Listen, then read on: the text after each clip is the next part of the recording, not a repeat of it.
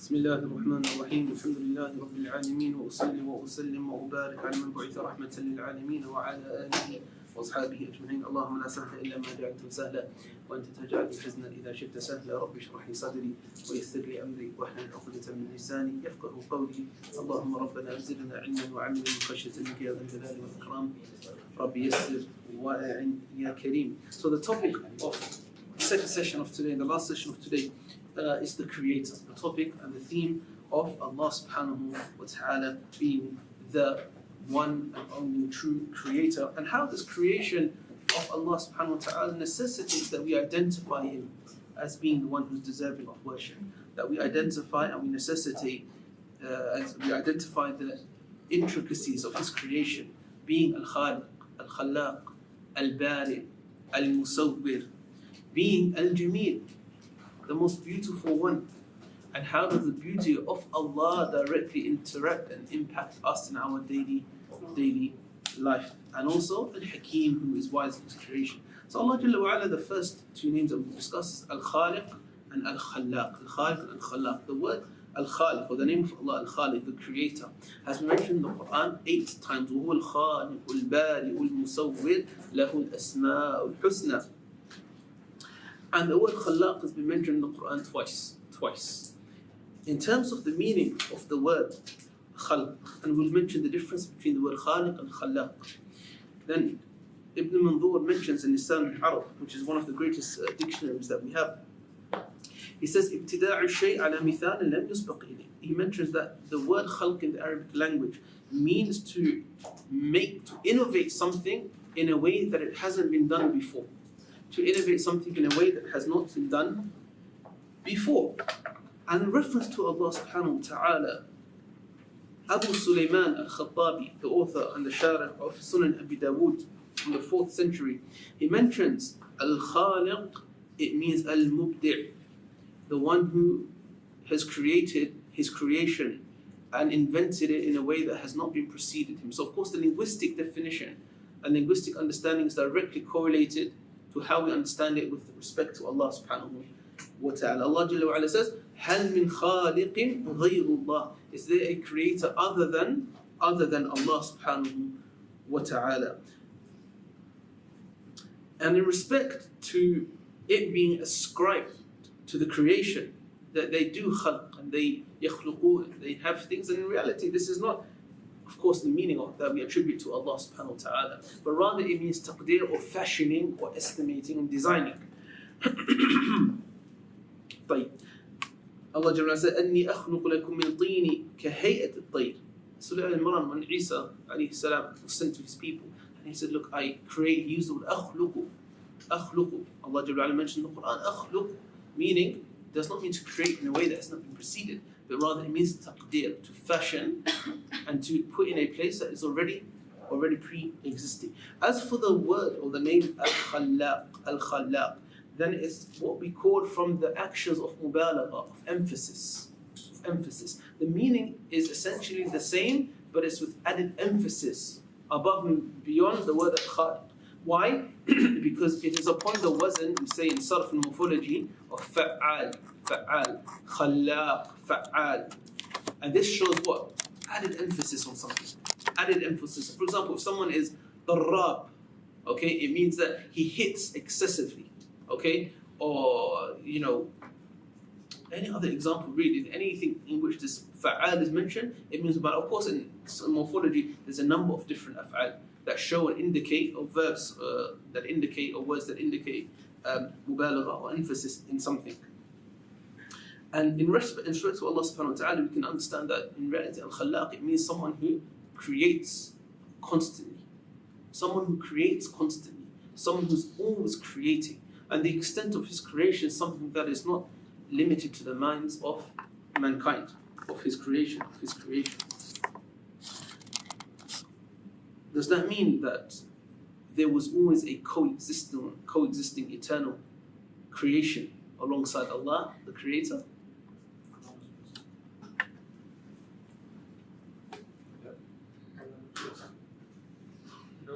No. If we say yes, is the question clear, sisters? If we say that Allah is Al-Khallaq, meaning He's always creating. Allah is always creating. Does that mean there's always been a creation alongside Allah in eternity? Meaning, Allah never existed alone, but there was always a creation that was with Him. Do you understand the question? Okay.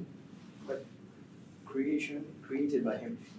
Creation created by Him. Why don't we say there was never a creation always with Allah?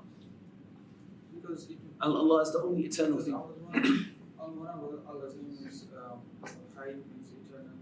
I'm talking about the creation with Allah. Yeah, so if we say that the creation was also eternal, basically we're giving creation an attribute of Allah. That's one issue. Another issue is perhaps, I'll pose the question to you. If we say that Allah, there was never a creation that was eternal with Allah, and does that mean Allah was still Al-Khallaq at that time? Could Allah have been Al-Khallaq and been described with the name of being Al-Khaliq, Al-Khallaq, and with the attribute of creation if He didn't create anything? Yes. Why? Because He has the capability. Ahsan. And that, in a nutshell, is the answer. And some of the philosophers, such as Ibn Sina, they contended that the creation was eternal alongside Allah subhanahu wa ta'ala. And in fact, Imam al-Ghazali, he actually made takfir Ibn Sina on this issue. He made takfir Ibn Sina. Al-Farabi. People think al-Ghazali was, and spiritual and so. La, when the haqq was there, the Imam of Islam have spoken and they will continue to speak in the face of batil, in the face of injustice and untruthfulness. Al-Ghazali made takfir Ibn Sina, Al-Farabi, Ibn Sabi'in, many of them, based on this issue and based on a few other issues, such as the fact that Ibn Sina and the others contended that Allah subhanahu wa ta'ala is unaware of the particulars. The knowledge of Allah doesn't reach the particular events. What does it mean, particulars? This. Was detailed. This. Small. If I threw this to the brother, anything that happens in creation on a daily basis, Allah is unaware of it. Why Allah? They say Allah, and they have the reason behind it. They say that Allah subhanahu wa ta'ala knows the kulliyat. Okay? Kulliyat. And a few other issues. And he mentioned this in Tahafud al-Falasifa. The incoherence of the philosophers. I advise every single person here to read that book's been translated to English. I think you have the translation Montgomery Watt. It's a bit archaic in nature, but I think there's quite a few modern translations actually. So I advise you all to read this. Incoherence of the philosophers. Very strong kitab, very strong. طيب, we veered off slightly, but that's my love of theoretical kind of things coming in. So I apologize. In terms of the effects of this name, effects directly on our iman, we firstly know and understand that if Allah subhanahu wa ta'ala is the creator, al-Khaliq, who has created everything in existence, then He alone is deserving of worship. He alone is deserving of worship. This is a theme that you find quite common in the Quran, that Allah subhanahu wa ta'ala will mention His creation, will mention what He has done, and then He will ask and pose the question as to why you are not worshipping other than Him. Allah says, أَيُشْرِكُونَ مَا لَا يَخْلُقُ شَيْئًا وَهُمْ يُخْلَقُونَ. Do they worship that which doesn't create, and they themselves are created? So, if the sifa, the attribute of creation, is not present within that thing you are worshipping, then how on earth is it deserving of worship? You made it, in fact. You created it, you fashioned it, and now you start worshipping it. نسأل الله العافية والسلامة. Allah Jalla wa Ala says, وَلَئِنْ سَأَلْتَهُمْ مَنْ خَلَقَ السَّمَاوَاتِ وَالْأَرْضِ وَسَخَّرَ الشَّمْسَ وَالْقَمَرَ لَيَقُولُنَّ اللَّهُ فَأَنَّى يُؤْفَكُونَ. Allah says, and if you most certainly ask them who created the heavens and the earth and subjugated the Shams, the sun, and the moon, they would most assuredly, most certainly say Allah. So then are they deluded? فَأَنَّى يُؤْفَكُونَ. How are they deluded? How are they deluded to the fact they accept that this attribute of creation belongs to none other than Allah, but yet they do not worship Him? SubhanAllah. Another effect of this directly on our iman is that Allah subhanahu wa ta'ala, actually we'll leave that, it's a bit too technical. We'll go on to the next name of Allah connected to this, in the theme in which Allah mentioned it Himself. Allah mentioned at the end of Surah Hashr, هُوَ الْخَالِقُ الْبَارِئُ الْمُصَوِّرُ. He is the creator Al-Bari'. What does Al-Bari' mean? What does Al-Musawwir mean? All three of these names are interconnected. Al-Bari' is mentioned 3 times in the Quran. Linguistically, there's a long discussion as to the word, where it comes from. Some say takhallas, it means to kind of remove something. Others say it means to specify something. In terms of Allah subhanahu wa ta'ala, you find that it has four possible meanings. The first is that Al-Bari' is the one who created from nothing. Created from nothing, meaning in a similar fashion, in a similar sense to Al-Khaliq. Here you can see a similarity, okay? The second meaning is that Al-Bari' is the one who specified. This is actually interesting because it's related to the theory of takhsis, or specialization, mentioned by Imam Ahmad al-Bakr al-Baqillani and others, who state that this creation could have been any shape, any form. It could have been a potentially infinite amount of features, but it was Allah subhanahu wa ta'ala who specified it to be in its particular shape. So for example, that this pen, we specified that this pen would be in this particular shape. It was Allah subhanahu wa ta'ala who specified absolutely everything, whereas in reality it could have been potentially infinite amount of things. He uses this action in support with the contingency argument. For the existence of Allah subhanahu wa ta'ala. Because if something has been specialized or particularized, it shows that it requires a mukhassis. It requires someone to author and authorize this particularization. And this author, this one who gave permission of particularization to takhsis to happen, is Allah subhanahu wa ta'ala. So this is the second meaning. The third meaning is that Al-Bari' is that it means that Allah subhanahu wa ta'ala created man from turab, from dust. Minha khalaqnakum wa fiha nu'idukum. From it we created you, and to it we will return you. And the asl, basic kind of etymology of this word is that it's from bari, which is turab. The fourth opinion, and this is the fourth been mentioned by Zamakhshari, and he mentions that Al-Bari' huwa alladhi khalaqa al-khalq bari'an min al-tafawut. That the Bari' is the one who created the creation free from any defect. Free from any defect. And for all intents and purposes, when we mention the name Bari' alone, not connected to Al-Khaliq or to Al-Musawwir, we intend the second meaning, which was that it was Allah subhanahu wa ta'ala who specified it. Why? Let's go on to the next name of Allah, which is Al-Musawwir. Huwa al-Khaliq, huwa Allah al-Khaliq, al-Bari' al-Musawwir, lahu al-asma' al-husna. Of course, linguistically, the word surah means what? Picture, image, an image of something. So Al-Musawwir is the one who makes that image,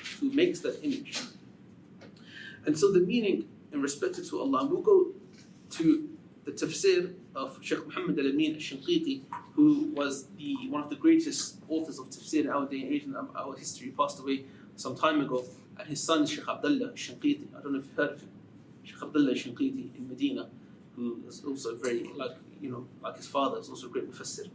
May Allah have mercy upon him. He mentions in his Taswir Adwa al-Bayan, that Al-Khaliq is the one who al-Muqaddir qabl al-Ijad. It is the one who kind of dictated or ساعدني يا شيخ كيف تترجم المقدر؟ هو الذي تقدير الشيء كيف؟ To determine, it's possible. التقدير هذا في معنى الخلق. You could say that Allah subhanahu wa ta'ala is essentially the one who determined a creation to appear in its particular way, shape and form. Okay? Before it was created. Okay? Yes. Al-Bari' al-Mujid min al-'adam ala muqtada al-khalq. Al-Bari' is the one who, and of course now he's going to the first meaning that we mentioned, which is that it's to create from nothing. So it could be as if Al-Khaliq, in this name, it was to lay the blueprint. Al-Bari' was to then create it. Are you with me? As if you draw a blueprint out, this is what Al-Khaliq means, and this is what Shaykh Muhammad al-Amin al-Shinqiti is saying. When mentioned together, all three of these names mean, number one, Al-Khaliq was to lay the blueprint. Number two, Al-Bari' was to create it from nothing. was to create it from nothing. Al-Musawwir was to fashion it. Al-Musawwir was to fashion it. In the same way, وَلِلَّهِ الْمَثُلُ الْأَعْلَى, a painter paints and fashions his painting and his design. Questions? So this is when mentioned together, these are what these names mean. However, when mentioned separately, each one of them have the meaning of the other. And this is actually, subhanAllah, a beautiful thing of tafsir, that Allah himself mentioned all three names together. Hu Allah, firstly. Al-Khaliq, Al-Bari, Al-Musawwir. And after mentioning these four names, Lahu al-Asma'u al-Husna. He has, and to him belong the most beautiful of names. Right. And mentioning this, mentioning the creation of Allah subhanahu wa ta'ala, it brings us to something else. And it brings us to really another name of Allah, which is Al-Hakim. Al-Hakim. Allah subhanahu wa ta'ala mentioned his name Al-Hakim 9 times in the Quran. 9 times. Many of those times it was conjoined with another name of Allah subhanahu wa ta'ala, whether it's Al-Alim, Al-Hakim, Al-Aziz, Al-Hakim, the most mighty, the most knowledgeable, and so on and so forth. Linguistically, hikmah, it means to place something in its correct place. Okay? To place something in its correct place. And therefore, to misplace something in other than its correct place results in what? Close. It results in dhulm, oppression. It results in dhulm, it results in oppression.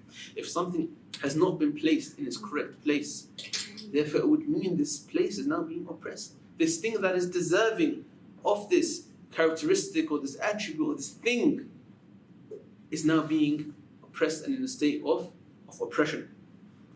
And so Allah subhanahu wa ta'ala is Al-Hakim. Al-Hakim in what exactly? At-Tabari mentions Al-Hakim الذي لا يدخل تدبيره خلل ولا زلل. Allah is the most wise, the one in which there is no defect in his tadbir. There is no defect in his control, in his decree whatsoever. Nor is there any mistake. And when we mention, and we're going to get slightly technical here, but hopefully not too much, inshallah. When we mention the word or the name for Allah, Al-Hakim, we reference it to two things.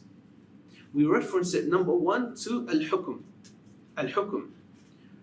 And we reference it to Al-Ihkam, or to the creation itself. What do we mean by Al-Hukm? What do we mean by Al-Hukm? We mean three things. We mean, number one, the universal Al-Ahkam Al-Kawniyya Al-Qadariyya. We mean the universal decree of Allah subhanahu wa ta'ala. And we mean the legislative decree. And this is number two, the legislative decree or ruling of Allah subhanahu wa ta'ala. And then number three, finally, are the rulings or the ahkam that are jaza'iyya in nature, that are meant for the afterlife. Okay, in respect to us, of course. I want to focus on the first two.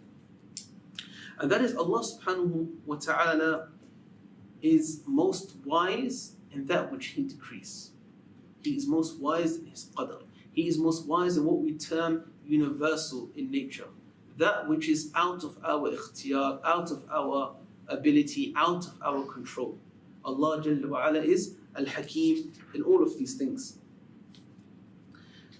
And whenever there is something that happens to us that is out of our control, it necessitates what from us? It necessitates, number one, sabr, number one, patience. Okay, patience. And higher than this is the rida, or shukr, gratitude. And higher than this is rida, is pleasure. And this last category, or this last station, is one that very few people reach. When something happens to them out of their control, they are pleased with it. Why? Because it's the decree of Allah subhanahu wa ta'ala. Does it mean that if something happens to you out of your control, that you kick back and you say, Qaddar Allah ma sha'a fa'al, you know, what can I do? It happened, right? What can I do? Does it mean this? No. It means that you do your best within your remit, within your ability to combat that. Okay? To combat that. An example of this. A thief once came to Umar ibn Khattab And Umar ibn Khattab radiallahu ta'ala anhu was about to establish the had and cut his hand off.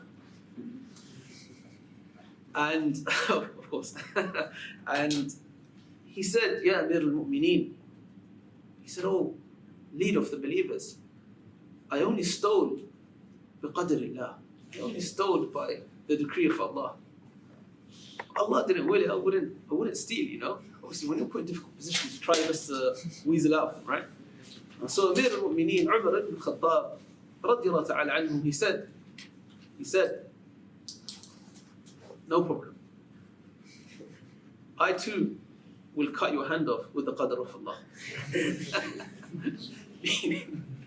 Meaning that within the realm of things, we are all within the subjugation, the qadr of Allah subhanahu wa ta'ala. Another time it was said to him, and this is when the plague hit most of the Muslim lands up north, towards Syria in that region. And he was on his route to it. And of course we know the hadith of Nabi sallallahu alayhi wa sallam, if one of you is within the place and the plague strikes, then be patient. But if one of you have not reached that city yet or that place yet, turn back and go. So Ibn Khattab, although he didn't mention the hadith, he turned back, he left. And then someone said to me, Amir al-Mu'minin, what are you doing? You shouldn't be afraid of the qadr of Allah subhanahu wa ta'ala. If it was not meant, it will not hit you. The plague will not infect you. And then he said a beautiful statement, subhanAllah. إِنَّمَا نَفِرُّ مِنْ قَدْرِ اللَّهِ إِلَىٰ قَدْرِ اللَّهِ. We are fleeing from the qadr of Allah to the qadr of Allah. We are fleeing from the qadr of Allah to the qadr of Allah. Meaning that, yeah, we don't have ikhtiyar or whatever happens. Ultimately, it's from the decree of Allah subhanahu wa ta'ala. But it doesn't mean we sit back, kick back, and chillax, as they say, and relax, and wait for the plague or whatever it is to befall us. We resist it, and ultimately we are within the qadr of Allah. But remember this, brothers and sisters, the knowledge of Allah, of course, when we speak about qadr, it's concerning the knowledge of Allah, it's concerning the kitab, the writing of Allah, and the preserved tablet, and then the mashi'ah, the will of Allah, and then eventually the khalq, which is what we're talking about now, the khalq of Allah, the creation of Allah. These are the four darajat, or the four levels of qadr, the four components of qadr. When we say qadr and predestination, we reference four things. Should I repeat it? Yes. Number one, the knowledge of Allah, the infinite knowledge of Allah subhanahu wa ta'ala that pervades absolutely everything. Allah Jalla knew what was, what is, what will be, and what would have been if it were to have been. And number two, the kitabah of Allah, the writing of Allah, of this within what? Allah al-Mahfuz. Allah al-Mahfuz, the preserved tablet. And this was in one hadith of Abdullah ibn Amr al-As radiallahu anhuma in Muslim ibn Ahmad, قبل خلق السماوات والأرض ب50,000 سنة. This happened before the creation of the heavens and the earth, 50,000 years before it. 50,000 years, Allah subhanahu wa ta'ala mentioned another hadith, I believe the hadith of Samara, that أول ما خلق الله الخلق قال له اكتب. The first thing Allah did when He created the pen was that He said, write. And so the pen wrote everything that would be until Yawm al-Qiyamah. And we know from the hadith of Ibn Abbas radiallahu anhuma, رفعت الأقلام وجفت الصحف. Okay, the pens have been lifted and the scrolls are dry. So the qadr is finished. Okay, qadr is finished. In respect to, of course, we then say qadr is of two types. I don't want to turn this to aqidah lesson this much. But qadr is of two types. Qadr is kawni, universal in nature, what I mentioned already. It's universal in nature, and then we have the shari, the legislative qadr. What is universal qadr?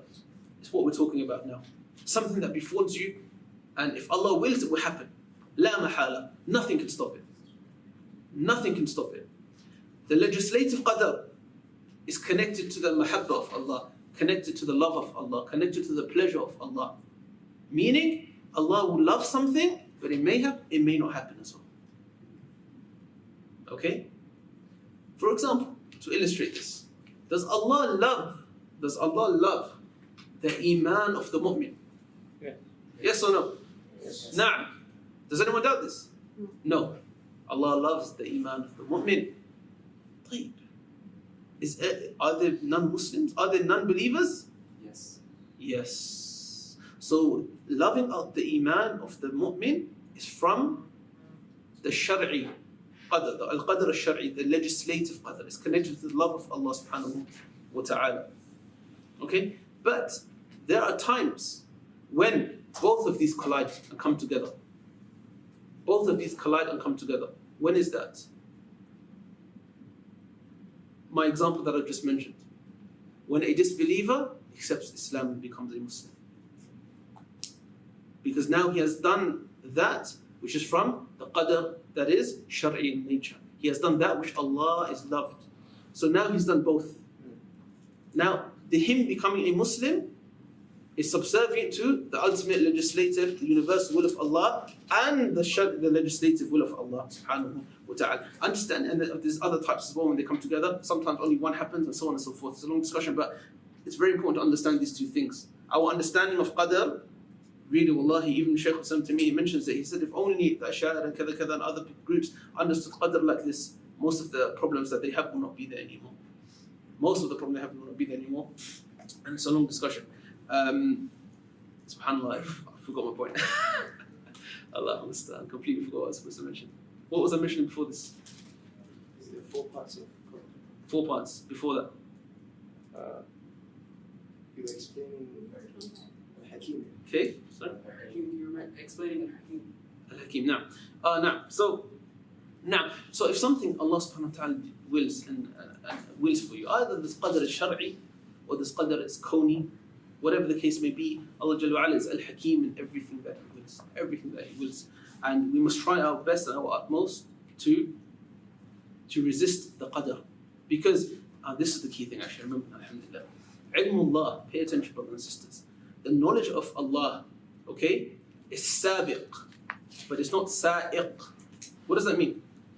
It precedes, but it doesn't drive you. Okay, it's not like Google Maps that you put, turn left at the station. La. Ilmullah precedes absolutely everything, but it does not drive you to do certain things. You may know Allah Jalla knows absolutely everything, but that knowledge is with Him and with Him alone. And He has not given you that knowledge. So therefore we cannot kick back and rest and rely on the knowledge of Allah that everything is in the decree of Allah subhanahu wa ta'ala. We do not know, therefore we must act, which is the prophetic embodiment of this understanding in which Nabi sallallahu alayhi wa sallam said, "I'malu," do good deeds, do actions. فَكُلٌّ مُيَسِّرٌ لِمَا خُلِقَ لَهُ, because everyone is going to that which he has been created for. You don't know it, and then he mentions Surah Shams, يعني فأما من أعطى واتقى وصدق بالحسنى فسنيسره لليسرى. Whoever does good deeds and believes in the husna, will make it easy for him to do good deeds. وأما من بخل واستغنى وكذب بالحسنى فسنيسره للعسرى. But as for the one who denies and has kufr and disbeliefs and does evil deeds, that he'll be guided to do what? To do the evil. But we don't know this because the ilm of Allah again precedes, but it does not drive us. Now, and in terms of the hikmah of Allah subhanahu wa ta'ala, then this is within 2 things. It's within, of course, as we mentioned, the creation of Allah subhanahu wa ta'ala, and it's within His legislative decree. Like, so, understanding this, brothers, and relating it back to creation, okay? Relating it back to the creation. There may be things, as we mentioned before, it may be created, things that may come to us. We, subhanAllah, may not see the good, we may not see the hikmah in it. We may dislike it. The qadr, as Nabi Sallallahu Alaihi Wasallam said, may be from the bitter qadr, may be from the bitter. But we know ultimately that Allah is Al-Hakim in everything that He does. Allah is the most wise in everything that He does. Therefore, whatever happens to us, it is not that Allah is displeased with us. It is not that Allah dislikes us. But rather, it is something that is good for us. And this is only for the believer. عَجَبًا لِأَمْرِ الْمُؤْمِنِ إِنَّ أَمْرُهُ كُلُّهُ خَيْرٌ. And Nabi Sallallahu Alaihi Wasallam said, strange and wonderful is the affair of the believer. Indeed, his whole affair is good for him. And this is only for the believer. إِنْ أَصَابَتْهُمْ ضَرَّاءٌ صَبَرٌ فَكَانَ خَيْرًا لَهُ. If something bad befalls him, he has patience, and it's better for him. وَإِنْ أَصَابَتْهُ سَرَّاءٌ. But if something good befalls him, شَكَرٌ. He gives gratitude to Allah. فَكَانَ خَيْرًا لَهُ. And it's also good for him. We know that if Allah Jalla wa'ala tests you with something, and it is not caused due to your ma'siyah, due to you being a sinful person, due to a sin that you've committed, and something bad happened to you, no, that discussion is a separate discussion. But if you are worshipping Allah, doing that which Allah is pleased with, and something bad befalls you, then know that it is a test from Allah, and know that Nabi Sallallahu Alaihi Wasallam said, إِنَّ عِظَمَ الْجَزَاءِ مَا عِظَمِ الْبَلَاءِ. Know that the greatness of a reward is only in accordance to the greatness of the test. Okay? The greatness of a reward, how great the reward is, how great the recompense is only in accordance to the greatness of the test that you're going through. وَأَنَّ اللَّهَ إِذَا أَحَبَّ قَوْمًا ابْتَلَاهُمْ, and that Allah, if He loves a people, He tests them as well. And if Allah loves a people, He tests them as well. Which is why some of the Sahaba would sometimes question their Iman. And they would question themselves when they have not gone through a test. When nothing from a fitna has not befallen them, a bala has not befallen them, they would question themselves. Does it mean we go out seeking tests, brothers? No. We don't. We don't go out seeking ibtila'at. La. In fact, ask Allah to prevent us from these things. As the Nabi sallallahu alayhi wa sallam says, Sallallahu al-afiyah, ask Allah for well-being. Well-being, we know from the adhkar, sabah wal-masaf, and the remembrances in the morning and the evening, would be to ask Allah for afiyah in this life and in the next, fi dini wa mali wa waladi, in your religion, in your wealth, in your children, in your progeny, etc., etc. So we don't go out seeking these things. But sometimes it should cause us to question as well. Cause us to question ourselves. Really, why is it Allah is not openly testing something? But at the same time, each one of our tests are different. Each one of our tests are different. Nabi sallallahu alaihi wasallam said that the greatest of people in trials are al-anbiya, the prophets. ثُمَّ الصَّالِحُونَ, and then the righteous people. ثُمَّ الْأَمْثَلِ فَالْأَمْثَلِ, and then those who come after them, and those who come after them, and those who come after them. So everyone's test is different in according to his situation. I have a question. Can you make a note of it? And at the end we'll answer questions, inshallah. Yeah? Just make a note of it, inshallah ta'ala. طيب. Now, and coming back to the khalq of Allah subhanahu wa ta'ala, some of us may not be happy. I mean, look, let's be honest, right? I mean, in the UK, I don't know about Malaysia and the kind of Southeast Asia, but I know 100% about the West because I'm from the West, okay? People are unhappy. People are unhappy with the way they look, for example. People are unhappy. Oh, wallahi, yes. We've got to talk honestly about this. I'm really not. People are unhappy with the way they look, for example. People are unhappy with many things, but specifically, let's focus on looks, for example. It's a big thing, brothers. I'm sure Southeast Asia is probably the same, right? Of course. The whole industry, it's a multi-billion-pound industry, plastic surgery, makeup industry, etc., different type of alteration, psychotherapy for your image, even body shaming, all of these things are originally, I'm sure, from the West, right? And no doubt it's happening here, and if it's not happening, it will come sooner or later, unfortunately. This is sunnah, kawniyah, it's like a universal kind of law, right? But the reality is, brothers, is that we shouldn't feel like this. Wallahi, we should not feel like this. However, Allah subhanahu wa ta'ala created us, then it's for an infinite wisdom within Him. Allah subhanahu wa ta'ala created us separately. Allah Jalla wa ala, from His wisdom, wanted each one of us to be unique, each one of us to look differently, each one of us to be a different shape, a different size, to have different hair, to have a different skin color. All of this is from the wisdom, the infinite wisdom of Allah subhanahu wa ta'ala, Al-Khaliq, Al-Khallaq, Al-Bari, Al-Musawwir, Al-Hakim, the most wise. So how Allah Jalla wa ala created us, brothers, let us be pleased with it. Sisters, let us be pleased with it. Let us be happy and accept it. And ultimately, Jamal or beauty lies in worshipping Allah subhanahu wa ta'ala. Real Jamal, real beauty lies in you accepting your purpose on this earth. And it lies in you putting yourself forward for Al-Jameel. And that is our next name. Al-Jameel. Allah is Al-Jameel. Allah subhanahu wa ta'ala is the most beautiful. Allahu Akbar. SubhanAllah, we all look for beauty, right? But Allah is Al-Jameel. Allah is Al-Jameel. And from true Jamal is to worship Him subhanahu wa ta'ala in the way that He wants. The name Al-Jameel has not been mentioned in the Quran. Rather, it's been mentioned in a hadith of Sahih Muslim from the Nabi sallallahu alayhi wa sallam, which is that he said, لا يدخل الجنة من كان في قلبه مثقال ذرة من كبر. We said the hadith already. We mentioned the last part, that a person will not enter into Jannah if he has a mustard seed worth of arrogance in him, of pride in his heart. And then a man said to Nabi sallallahu alayhi wa sallam, and this is the obvious objection, he said, Ya Rasulullah, a man who wants to, look good. He wants to have clothes and stuff like this and have nice sandals, nice shoes. Right? Nowadays it's sneakers, right? And Nabi sallallahu alayhi wa sallam, Inna Allah jameel. Look at the answer, subhanallah. Inna Allah jameel. Allah is jameel. Allah is beautiful. Yuhibbul jamal. Allah loves beauty. Allah loves beauty. Al-kibr, batur al-haq wa ghamtu nas. So the Sahabi thought that looking good, having good possessions and beautiful possessions is a sign of arrogance. right? A lot of the time, sometimes we link it together. We link it with having a nice car, having a nice watch, for example, like mashallah, Sheikh Bashir's watch, mashallah, we sometimes link it to arrogance, right? But in reality, Nabi Sallallahu Alaihi Wasallam said, no, Allah is beautiful, and Allah loves beauty. In another hadith, Allah loves to see athar, and Allah loves to see the effect of His ni'am upon His slave, of His blessings upon His slave. And then He continued, al-kibar batal al-haq. True pride, true arrogance is to reject the haqq, to reject the haqq, وَغَمْضُ النَّاسِ, to belittle the people. So that's true arrogance. This actually brings us to another issue I didn't want to mention, but I'll go into it inshallah because it's on the topic. You know, the whole issue, brothers, of zuhd, okay, and asceticism and being away from the dunya, it's been misinterpreted a lot of the time.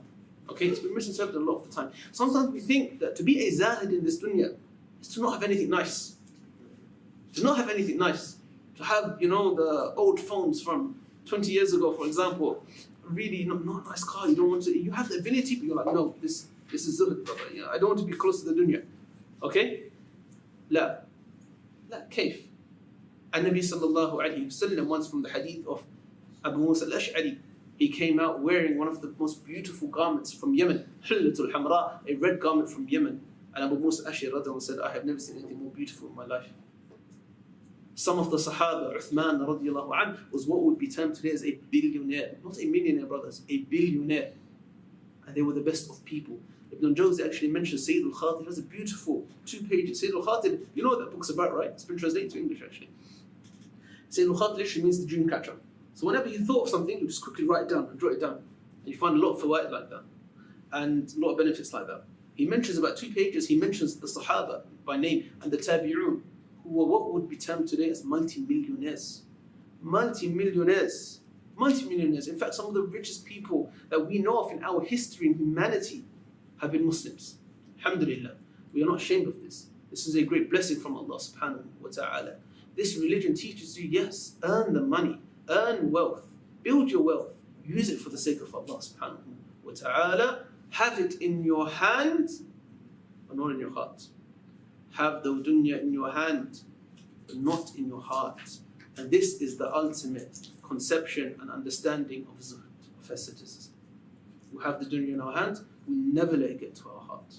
We use it like it's nothing, but it will never come into our heart. So when there is a conflict between what we want and between what Allah wants, there is no hesitation on our part. We let the whole dunya go from our hand, we throw it in the toilet. It means nothing to us. طيب.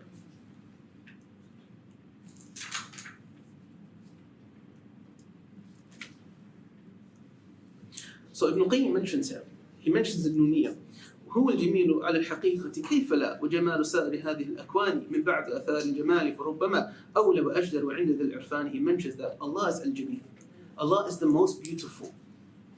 Literally, it's not a metaphorical understanding. It's a literal understanding. Allah is the most beautiful. And he mentions, how could this not be the case? And the beauty of the rest of His creation is only from His beauty. All beauty that we see in existence originates from the most beautiful. From the most beautiful. And he mentions فَجَمَالُهُ بِالذَّاتِ وَالْأَوْصَافِ وَالْأَفْعَالِ وَالْأَسْمَاءِ بِالْبُرْهَانِ. He mentions that Allah's beauty is in His essence. Allah's beauty is in His dhat, in His very essence. Allah subhanahu wa ta'ala is al-Jamal, al-Jamil. And it's in His awsaf, it's in all of His attributes. All of the attributes that we've mentioned in this session, last session, and the future, everything that we know of Allah subhanahu wa ta'ala is all from His Jamal. They are all Jamila. All of His names are beautiful. All of His actions, all of His attributes are beautiful. وَالْأَفْعَالِ and His actions, وَالْأَسْمَاءِ بِالْبُرْهَانِ لا شيء يشبه ذاته وصفاته سبحانه عن إفك ذي البهتان. As I said, brothers and sisters, summarize this. The ultimate beauty is submitting oneself to Allah subhanahu wa ta'ala. And if one does this, then he or she will also gain the ultimate beauty, which is the rida, the pleasure of Allah subhanahu wa ta'ala, and ultimately for Allah Jalla wa Ala to be pleased with this person both in this life and the next. And in this is the true Jamal. In this is the true Jamal. وصلى الله وسلم وبارك على عبد الله ورسوله نبينا محمد وعلى آله وصحبه أجمعين وآخر دعوانا الحمد لله رب العالمين. Any questions, inshallah? I think the sisters have a question. No. So you mentioned that we shouldn't root for the best, right? Sorry, repeat that. You mentioned before that Allah looks, if Allah looks at a person, He will test this person. So it does not mean that we have to find trouble to be tested. No. Okay. So I think I've heard of the story of a Sahaba. His house is a bit far from the masjid, and someone, I'm not so sure about this one, someone advised him to have his house nearer to the masjid so that it will be easier for him to go. But then, if I'm not mistaken, the person said, no, I want my house to be further away. It's fine for him like this. No. What's your opinion on that? No. The reason for this, the reason why the Sahabi chose to not have his house closer to the masjid was that walking to the masjid, each footstep is one hasanah. Each footstep is one reward. Each footstep is one sayyah being removed, and each footstep is being raised in rank by one daraja, by one rank. So the more footsteps you take to the masjid, the more reward that you will have going to the masjid. So it was purely from a kind of reward point of view perspective, rather than anything else. Otherwise, the Nabi sallallahu alayhi wa sallam, if he was put with two issues in front of him, he would always take the اختار أيسرهما. He would always choose the easiest, as Aisha radiallahu anha mentioned. And of course, our religion, we have a legal maxim that states, it's a قاعدة كلية كبرى, it's a major principle, and it says, المشقة تجلب التيسير, that difficulty necessitates ease. The difficulty necessitates ease. And under this principle are a number of other principles that offshoot from it. So if there's ever anything hard, it will result in ease being applied. Ease being applied. For example, and take one example, when two ulama differ on something, okay? When two muftis differ on something, one opinion amongst the usuliyun is that for us, as laymen, for example, we take the easiest option of the two. If we're presented with two things, we'll take the easiest option. But then at the same time, there's a problem here. We have to be very careful not to fall into following our desires as well. Not to fall into following, not to cause into following our hawa. Why? Why is this a problem? Why? Because if we consider our desire too much, we may just take them wrong. We may fall into zandaqa. We may fall into heresy. And the whole purpose of the sharia, as Imam, again, Abu Ishaq al-Shatibi mentioned, was إخراج داعية الهوى من نفس المكلف. What does this mean? It means that this whole purpose the Sharia came was to take away the need, the want to follow one's desires. The Sharia came to take this away to following Allah subhanahu wa ta'ala, what Allah Jalla wa ala, what Allah subhanahu wa ta'ala. So we have to be careful in this, inshallah ta'ala. What's the difference in learning Tawheed and learning Usul al-Din? I mean, first we have to understand where the term Usul al-Din came from. Shaykh al-Islam actually mentions that the differentiation between and the separation between usul and between furu' is actually something coined by the Mu'tazila. And they did this as a way of escaping from affirming some and narrating some aqdi issues, some theological issues such as affirmation of the sifat, the attributes of Allah subhanahu wa ta'ala, etc., etc., etc. But in reality, this deen has issues that are connected together. For example, take salah as an example. Salah will be classically coined as a secondary affair, a far'i of issue, right? In the furu', in the secondary affair. But the reality is that the Nabi sallallahu alayhi wa sallam, taraka salah faqad kafar. Those that believe salah is disbelief. So now it's delved into the realm of usul as well. Which is why he coined a categorization of al-ilmiyat and al-amaliyat. Issues connected to theology and issues connected to actions. And of course, la mashah fil istilah. There's no wrong in coining this or coining that, inshallah. No. So your question is? What's the difference in studying Tawheed and studying Usul al-Din? Yeah, so if we say that there is no distinction, then really this whole deen is mutakamil. Usul al-Din essentially refers to what I've mentioned, the ilmiyat, theological issues. Yeah. And Allah Jalla knows best. Fadal akhi. Sheikh, you mentioned that you were mentioning other refers to four things. No. Could you repeat the last two? Last two is brothers. Sister, what are the last two? You mentioned three. La ya Shaykh, I mentioned four. Let's go over again. Okay, so the knowledge of Allah. Predestination is composed. Qadar, qada wal qadar. Okay, qada wal qadar. What's the difference between these two things? Alright? There's a number of opinions. I'm a person of the opinion that there is no difference. Alright? Al-qada wal-qadar is one and the same thing. Some say al-qada precedes, the qadar is after the creation. Ila akhiri. So Qadr is composed of 4 pillars. Number 1, the knowledge of Allah. Okay, al-ilm al-sabiq, the knowledge that precedes absolutely everything. Okay. Number 2 is the writing of this in al-lawh al-mahfuz, in the preserved tablet. Number 3 is al-mashi'ah, the divine will of Allah subhanahu wa ta'ala. And number 4 is the khalq, the creation of this qadr. The creation of this qadr into our creation. And in reality, there's not many from the different sects in Islam attributed to Islam differ in these 4 things. The early Qadariyah, the deniers of Qadr, they differed and they rejected, and they were the worst of them, they rejected the ilm of Allah completely. They rejected the knowledge of Allah completely. And this is actually the reason why the hadith of Jibreel was narrated. Because if you check the sanad of this hadith, 2 men from the Tabi'un came to Abdullah ibn Umar. We know the hadith of Jibreel is narrated by who? Who is it narrated by? The hadith of Jibreel. Islam, Iman, Ihsan. Narrated by Umar. In fact, his son narrated from his father. So 2 men came, Al-Himyari, I believe Ma'mar. They came to Abdullah ibn Umar and they said, Ya Abu Abdullah, you know, nowadays we have people that have come out. This was the time of the Sahaba, towards the end, the first 100 years, the beginning of the 100 years. And they said, we have people that have come out, وَيَزْعِمُونَ أَنَّ الْأَمْرُ أُنُفْ, and they are claiming that the affair is unuf, yani mustanaf. What does that mean? New. They are claiming that the whole affair is new, meaning they are claiming that Allah doesn't know what's happening. Allah only knows it as it happens. Allah only knows it as it happens. So this happened in the time of the Sahaba. Qadariyah was one of the first innovations to happen. Okay? And of course, Abdullah ibn Umar, he said, if you meet these people, then tell them, أَنَا بَرِيءٌ مِّنْهُمْ, I am free from them. وَهُمْ بُرَآءُ مِنِّي. Okay? And they are free from me. And tell them if they die, Allah will not accept a single action of them. So Abdullah ibn Umar takfirun. Okay? And then he narrated the hadith. So the issue of qadr of ilm was not really. Alhamdulillah, after that, whoever in this early group, they died out. And nowadays you have kind of like the Mu'tazila, the modern Mu'tazila, which essentially are the Shia, who adopted a kind of denial of the last 2, a kind of denial of the last 2. Now, Fadl. There's a hadith which says that nothing can change the decree of Allah subhanahu. Now, nothing can change it. لا يرد القدر إلا الدعاء. This refers to, and Allah subhanahu wa ta'ala knows best, it refers to not the qadr that is in the lawh al-mahfuz. Not the qadr. We know that firstly, I knew this would turn into an aqidi thing. Whenever you talk about qadr, khalas, a lot of the questions come out. Yeah? Maybe you should hold a seminar on this, inshallah. Qadr, inshallah, in the future. We know that there are a number of aqlam. We know that there are a number of pens.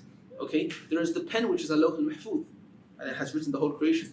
There is the pen which writes, for example, the daily qadr that we go through. There is the pen of Laylatul Qadr. There is the pen that writes from the hadith of Nu'man ibn Bashir in the womb of the mother. You know, etc. It writes whether or not he's going to be good, wretched, or blessed, paradise or Jahannam, his actions, his rizq, etc. So there's different types of qadr. Ultimately, everything's in lawh al-mahfuz. So this dua, and Allah Jalla knows best, if the dua that it finds in the hadith, they fight in the samawat. It does not refer to the qadr that is in lawh al-mahfuz. It refers to anything less than that. And ultimately, everything's in lawh al-mahfuz. And Allah Jalla knows best. Many people may practice memorizing the 99 names of Allah just by rote, by songs or stuff like that. But this seems a little, wrong in a way. So, what is the best way we can learn and become familiar with all the 99 names of Allah and, see it in everyday life? No. I guess. The answer to this question, I suppose, rests on 2 things. Firstly, the issue of whether or not Allah has 99 names or not. And secondly, what does the word ihsan mean, which was mentioned in the hadith. So Nabi sallallahu alaihi wasallam said, Inna lillahi tis'atan wa tis'in isman. That Allah has 99 names. Okay? Man ahsaha dakhala al-jannah. Whomsoever does ihsa of it, will enter into paradise. We know firstly that Allah does not have only 99 names. From the hadith in Sahih that I mentioned previously at the beginning of the first session, that, Nabi sallallahu alaihi wasallam, when he evoked Allah, and he mentioned, في مستأثرت به في علم الغيب عندك. Those names that you have kept hidden in the knowledge of the unseen that is with you. So we know Allah has more names that we are unaware of. Okay? And in fact, even Yawm al-Qiyamah, when Nabi sallallahu alayhi wa sallam would go from the hadith of Sa'id al-Khudri, Sahih, al-Muttafaqun alayhi, agreed upon Sahih Bukhari and Muslim, when he would go beneath the arsh, okay? And he says, فَيَفْتَحُ عَلَيْهِ الْمَحَامِدِ. And Nabi said, Allah will reveal to him new praises. Subhanallah, new praises of Allah that we do not know.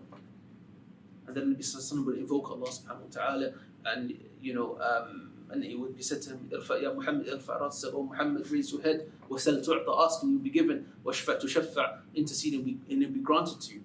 So we know that Allah subhanahu wa ta'ala has more than 99 names. The second mas'ala is the issue of al-ihsa. What does it mean to have ihsa of these 99 names? Does it mean to memorize it alone and that's it? No. The word ihsa in the Arabic language comes down to a number of meanings. One of them is memorization. Another is to understand them. So fahm and hifz are two separate things. Yeah, not every hafiz is someone who has fahm, of understanding, right? Likewise, for example, not every muhaddith is a faqih. Not every muhaddith is a faqih, and likewise, not every faqih is a muhaddith.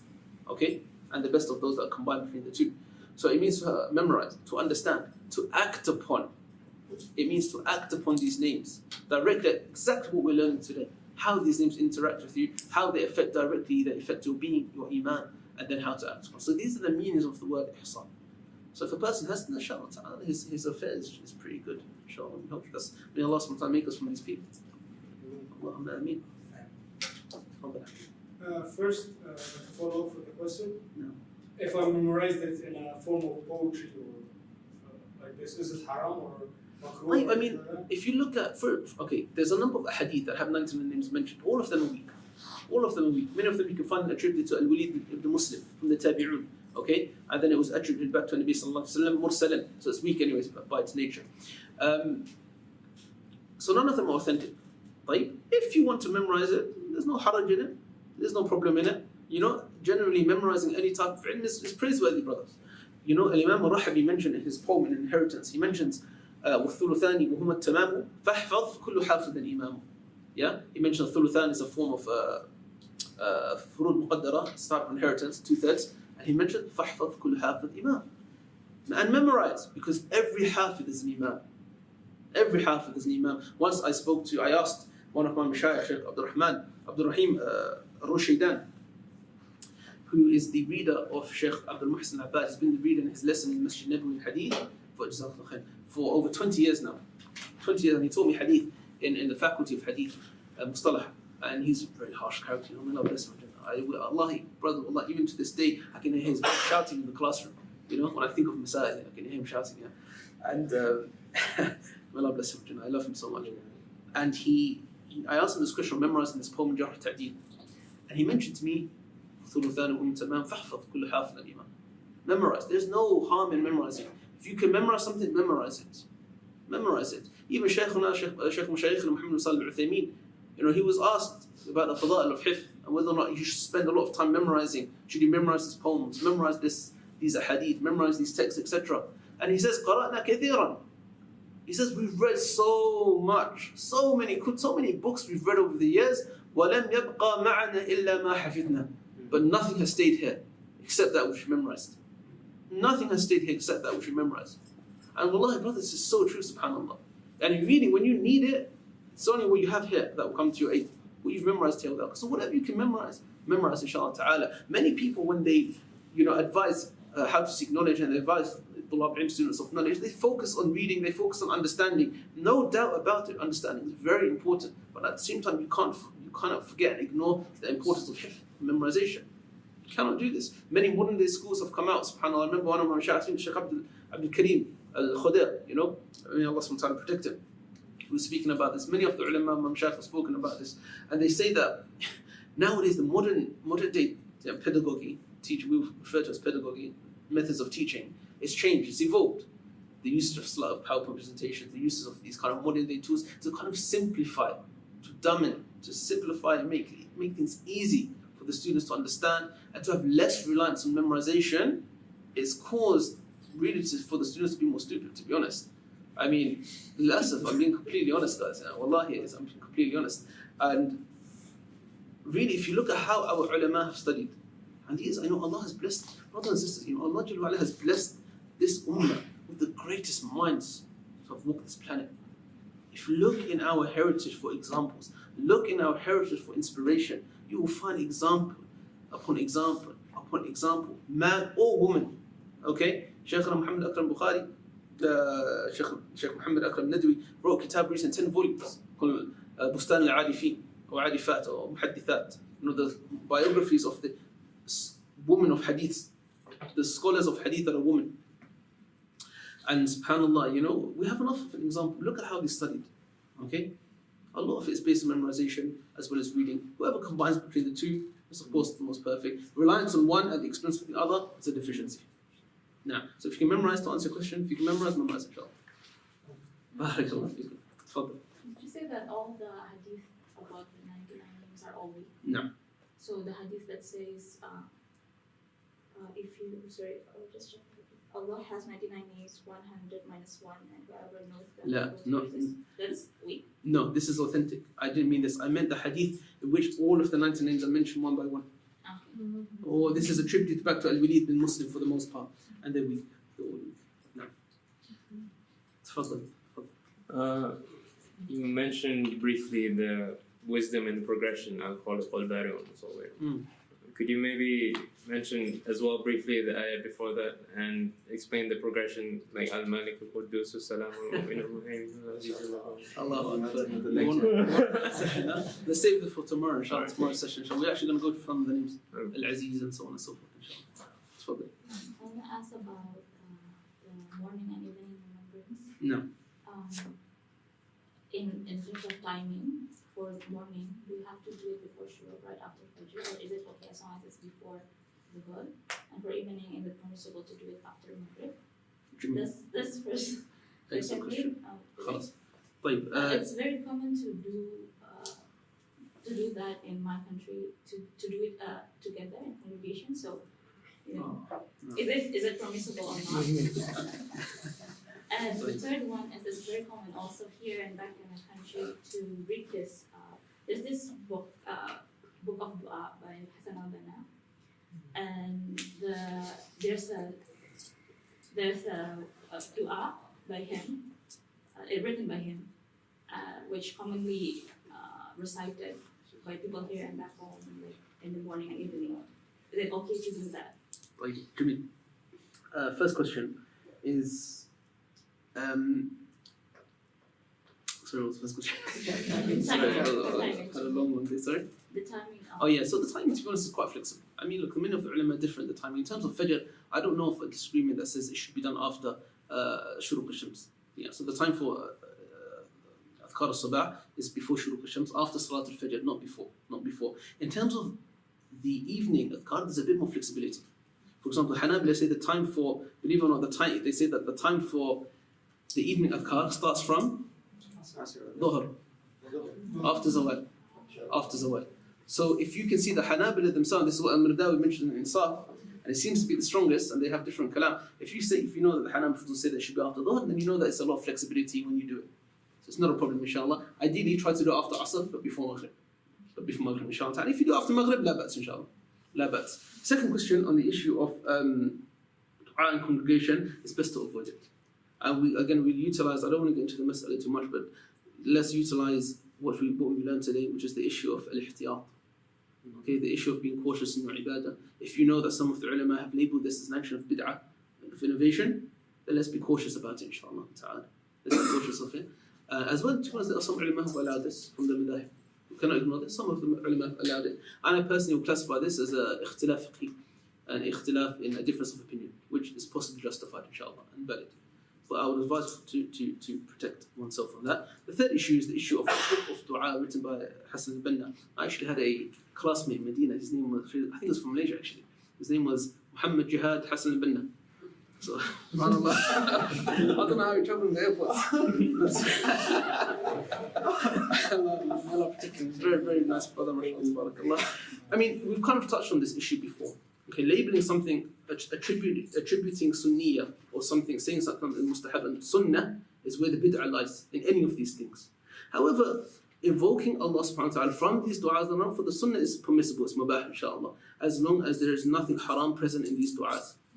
Okay, but to take it as a wird, which one has to do it, and it's mustahab, it's problematic inshallah, and it's best to avoid. And there's no harm in supplicating to Allah subhanahu wa ta'ala in anything, in any language, okay, in anything that you want to do. This is something encouraged by our nusus, and what we have present in the Quran and in the Sunnah is enough for a person inshallah ta'ala. And Allah subhanahu wa ta'ala knows best. I have just when you mentioned Qadar Sorry, sir? Qadar No. So there's two parts of it, one universal and another one is legislative, right? So my question is the universal part relates to Sunnatullah? And No. another question is, if it is, based on what I know, Sunnatullah has like another two parts of it, which is the Qawmiyah and the Ijtimaiyah. So can you elaborate more on the Ijtimaiyah part? Because you mentioned Qawmiyah is, I kind of understand that part. But So the first question is the issue of the universal will of Allah subhanahu wa ta'ala. I mean, to be honest, in terms of ijtimaiyya, so kawniyya and ijtimaiyya, I'm unaware of this tafriq. Allahu a'lam. I know that Shaykh al-Islam and others have not mentioned this. So Allah subhanahu wa ta'ala knows best on this. Maybe you can elaborate or point me in the right direction of sources. Where have you read this before? the book, Which book? I can't remember exactly. It's probably online. And then I read a book and I found it there. Yeah, And Allahu then, a'lam. and another thing, the Sunnatullah is even mentioned in a verse, right, in the Quran. So that's why I got. Sunnatullah. I mean, Sunnatullah is generally referred to the qadr kawn. Yeah, it's referred to the universal will of Allah subhanahu wa ta'ala. Now, in terms of ijtimaiyya and kawniyya, Allah Jalla wa ala, so I've not heard this. No, I don't know. No. Al-Khaliq wal-Khalaq, are they two separate names of Allah subhanahu wa ta'ala or no? Like Akhi, where were you? separate. The whole session, Akhi. Sheikh, were you in Masr? In Egypt, huh? We mentioned that they're essentially the same name. No, I mean in the counting. So if I'm counting names, so I No. say that this is Yes. Khalaq, this is Khalaq. I believe there will be, mashallah, you want to count the 99 names. Yeah, there are more than 19 names. But yeah, if you do count, they'll be counted separately. Why? Because there wasn't the morphology of it separate. Otherwise, that تختلف. No. So, Go ahead first. in regards Mashallah, now he to, allowed you to go ahead. yeah, so I was reading this page, and in regards to the ayah, وَقَالُوا مَا هِيَ إِلَّا حَيَاتُنَا الدُّنْيَا نَمُوتُ وَنَحْيَا وَمَا يُهْلِكُنَا إِلَّا الدَّهْرُ. I read the footnotes, and it said something about there was a confusion of whether ad-dahr was one of the names of Allah. No. Can you maybe clarify? Okay, we're going to get a bit technical in Okay. this. Okay, like, if you want to get technical, yeah, we'll get technical, inshallah. So, one of the principles in the names of Allah subhanahu wa ta'ala is that the asma of Allah are all mushtaqqa. Mushtaqqa. What do we mean by mushtaqqa? Meaning they come from verbs.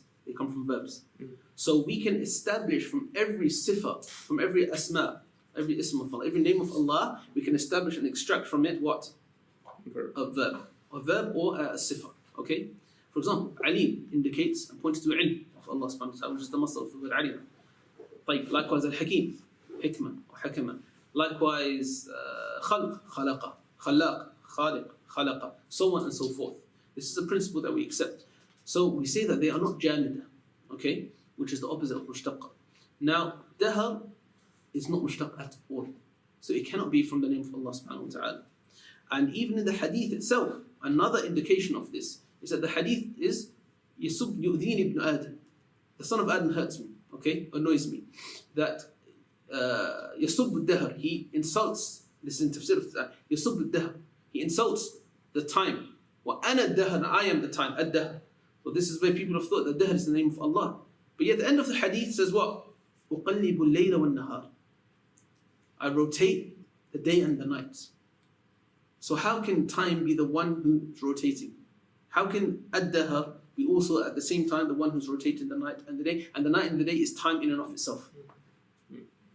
The night and the day is time in and of itself. So we know that this cannot be a name from Allah subhanahu wa ta'ala. In many cultures, when people are given the names based on the servants of and then the name of Allah, No. they often abbreviate the name of that person to that particular name of Allah and refer to that person as that. For example, if your name is Abdul Razak, they refer you to, or your people around you will call you Razak. Is this correct? Is this Malaysian kind of thing, yeah? Malaysian and in other countries as Oh, well. really? Interesting. Yeah, I mean, the types of names in which are specific to Allah subhanahu wa ta'ala are quite numbered, quite few. One of them is Allah, Ar-Rahman, Al-Khaliq, Al-Khalaq, so on and so forth.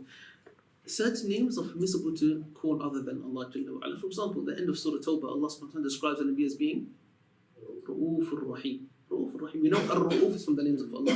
You know Ar-Rahim is also from the names of Allah. But yet he described the Nabi Sallallahu Alaihi Wasallam as being Ra'uf Ar-Rahim. So certain names that are not exclusive to Allah are permissible to call anyone from the creation, inshallah. There's actually a good book I advise you to read. It's called Al-Alfadh Al-Manhiya Anha.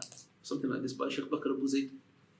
Very good. He talks about the different names that are impermissible, or the rulings of names in general, and different phraseology in respect to the Sharia. Al-Alfadh Al-Manhiya Anha. Sheikh Bakr Abu Zayd كذلك. Also, Imam Ibn Qayyim has Tuhfat al-Wadud fi Ahkam al-Mawlud as well, which he talks about. He has one chapter in which he talks about names. So I advise you to read that as well, inshallah. No.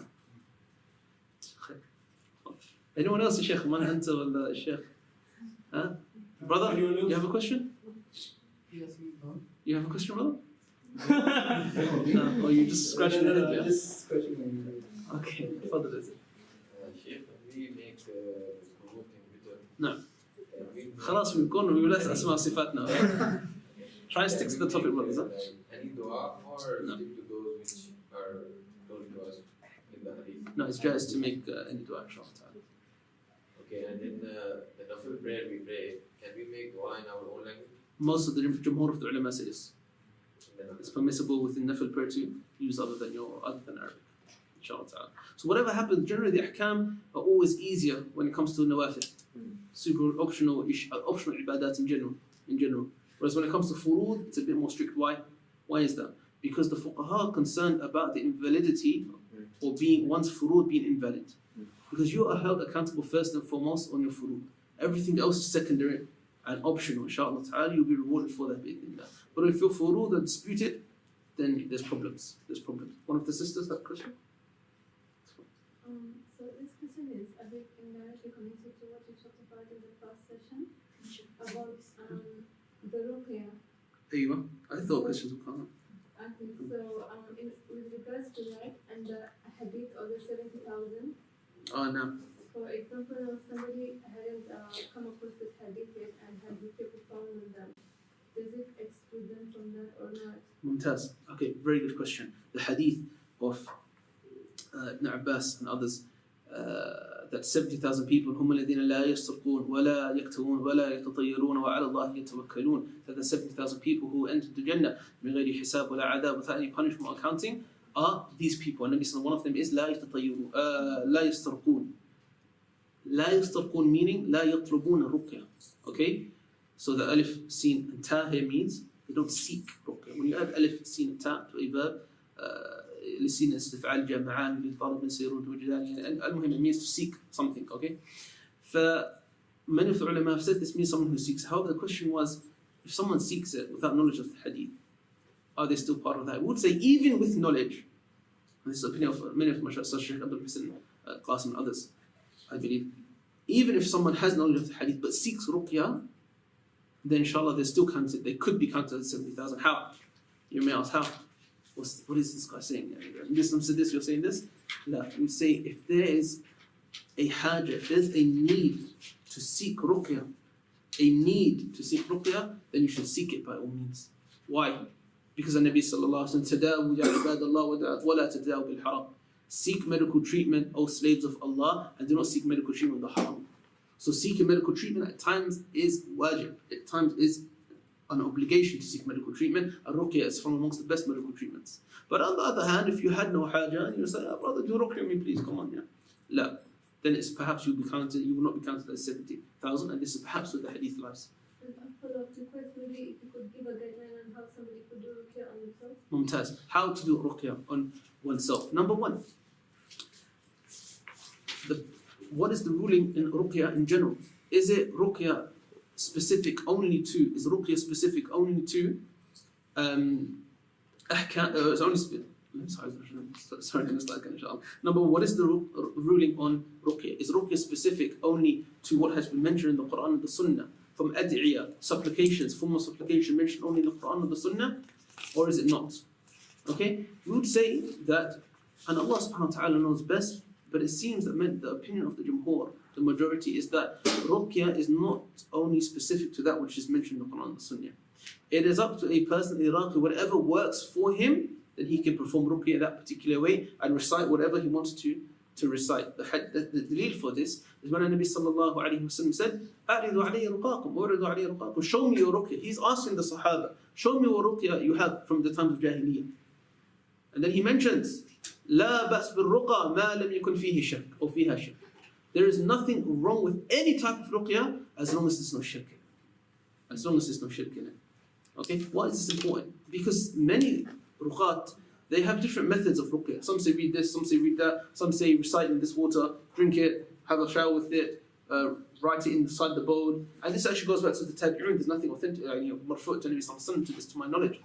But number one, inshallah, as long as Suyuti mentions that there's nothing haram, there's no alfa, there's no wording that's haram in it, there's nothing unclear mentioned in it. Meaning, what do you mean by unclear? Meaning incomprehensible. For example, you find in some kind of things that have been given, especially in the the ta'weez and things that are given to people to hang, when you open it, some of them have incomprehensible words in them. Usually these are the words of jinn, the names of jinn. So it's actually a type of sihr. Actually, this is very, very common. I've opened them myself and seen this. Okay? Even though the mas'ala is permissible to wear or not, it's a separate mas'ala. Okay? But in terms of what it is exactly. So number one, it has to be in any, it can be in any language, as long as there's nothing haram mentioned, there's no unclear component mentioned, and inshallah ta'ala, there's no haram meanings in there. These are the general guidelines. And in terms of how one to do it, again, people differ. One of the best books written on this issue, you should go back and read, inshallah, is Allahumma salli ala Sayyidina Muhammad, As-Sayf al-Battar. As-Sayf al-Battar by Sheikh Wahid Abdul Salam Bali. Okay, it's been translated to English. So if you just search for a book on ruqya or exorcism, it's been translated to English, and Sheikh Wahid Abdul Salam Bali is definitely one of the leading specialists in this field, inshallah ta'ala. And in it is all the guidelines on how to perform ruqya, etc. What works for, in his case, what works for him, what he treats his patients with, so on and so forth. The most important thing when it comes to ruqya is to depend on Allah subhanahu wa ta'ala alone, and not to have your heart associated with any of the creation. Any of the creation, always depend on Allah subhanahu wa ta'ala. وَمَن يَتَقِ اللَّهَ يَجْعَلْ لَهُ مَخْرَجًا وَيَرْزُقْهُ مِنْ حَيْثُ لَا يَحْتَسِبُ وَمَن يَتَوَكَّلْ عَلَى اللَّهِ فَهُوَ حَسْبُهُ. Allah says, whomsoever has taqwa of Allah, Allah will create opening for him. Literally a makhraj, exit from any difficulty. Whomsoever puts his trust in Allah, Allah is sufficient for him. Allah is sufficient for him. And again, we need to go over, when it comes to the issues of ruqya, we go over why Allah Jalla wa Ala is testing me, why Allah subhanahu wa ta'ala has tested us and test some of us with this issue, with this. And brothers and sisters, it's a very, it's a very big test. Very big test. I had one of my friends who, subhanAllah, he passed away because of this. He passed away because of this. So it's a very big test. We pray Allah subhanahu wa ta'ala protects all of us.